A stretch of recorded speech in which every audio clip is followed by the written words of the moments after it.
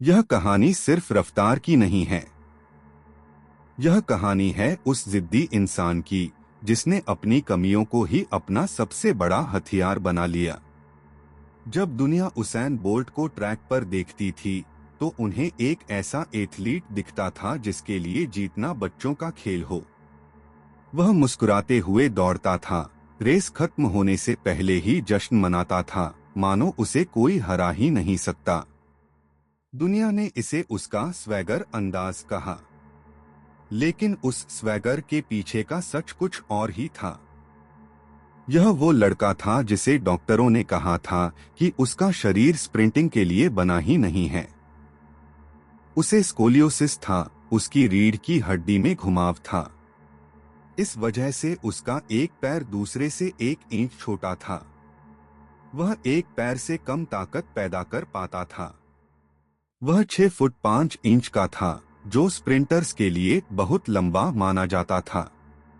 उसकी लंबाई के कारण वह दूसरों की तरह तेजी से शुरू एक्सेलरेट नहीं कर पाता था। 2004 के ओलंपिक में 18 साल की उम्र में वह चोट के कारण पहले ही राउंड में बाहर हो गया।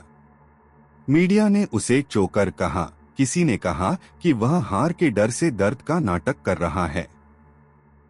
यह वो पल था जहां कोई भी आम इंसान टूट जाता। लेकिन बोल्ट ने हार नहीं मानी। उसने अपने कोच के साथ मिलकर अपनी सबसे बड़ी कमजोरी को अपनी ताकत में बदल दिया। विज्ञान ने बताया कि बोल्ट भले ही धीरे धीरे शुरू करते हों, लेकिन अपनी लंबी टांगों के कारण वह कम कदमों में रेस पूरी कर सकते हैं। कोच ने उन्हें शुरुआत पर नहीं बल्कि रेस के अंत पर फोकस कराया।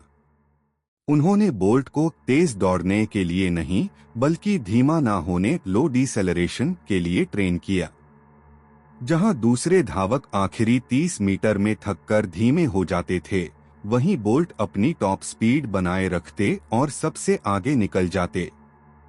लेकिन असली लड़ाई ट्रैक पर नहीं, बोल्ट के दिमाग में लड़ी गई। 15 साल की उम्र में जब वह पहली बार अपने होम क्राउड किंग्स्टन के सामने दौड़ने वाले थे, तो वह इतने डर गए थे कि रेस से पहले रो रहे थे। लेकिन उस दिन उन्होंने अपने डर को काबू किया और रेस जीत ली। वह सीख गए कि सबसे बड़ा दुश्मन बाहर नहीं, अंदर है। इसके बाद उन्होंने उस डर को ही अपने मस्त मौला अंदाज में छिपा लिया।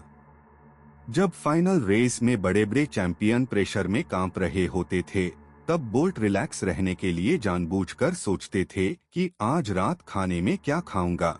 लेकिन जैसे ही रेफरी ऑन योर मार्क्स कहता, उनका दिमाग एक शिकारी की तरह अपने लक्ष्य पर लॉक हो जाता था। दुनिया जिसे एफर्टलेस परफॉर्मेंस कहती थी, वह पर्दे के पीछे बहाए गए पसीने का नतीजा था। बोल्ट खुद कहते हैं, ट्रेनिंग रेस से बहुत ज्यादा कठिन है। उनके कोच ने उन्हें सिखाया था, अगर लंबा जीतना है तो पहले हारना सीखो। उसैन बोल्ट की कहानी यह नहीं सिखाती कि आप पैदाइशी चैंपियन कैसे बने। यह सिखाती है कि आप अपनी कमियों के बावजूद चैंपियन कैसे बन सकते हैं।